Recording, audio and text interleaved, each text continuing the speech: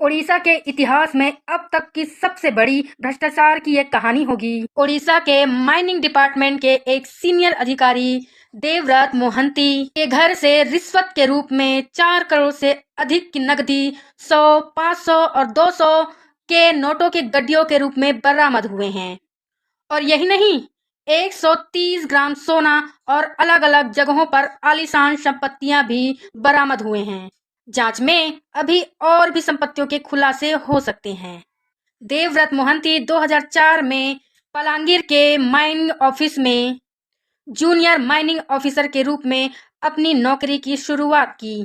तब इनकी तनख्वाह मात्र 5,000 महीना थी। बताया जाता है कि बहुत लंबे समय से विभाग की नज़र देवव्रत मोहंती पर थी, क्योंकि देवव्रत मोहंती पर पहले से ही एक भ्रष्टाचार का केस दर्ज था।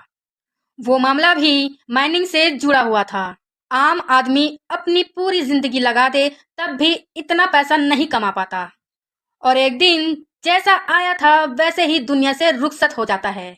लेकिन एक घूसखोर अधिकारी देश को बेचकर चुटकियों में इतना पैसा छाप लेता है। लेकिन रिश्वतखोर ये भूल जाता है कि काली कमाई एक न एक दिन पकड़ा भी जा सकता है, और वो राजा से भिखारी भी बन सकता है।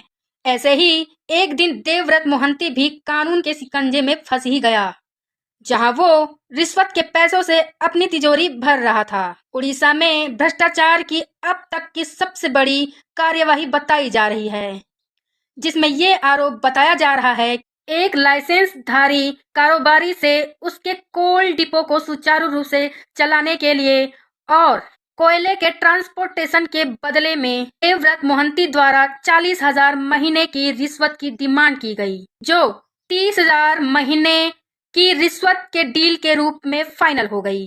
लेकिन कारोबारी ने इसकी शिकायत विजिलेंस से कर दी, जिसके बाद सोमवार भुवनेश्वर थाने में नंबर 1 का केस दर्ज कर लिया गया।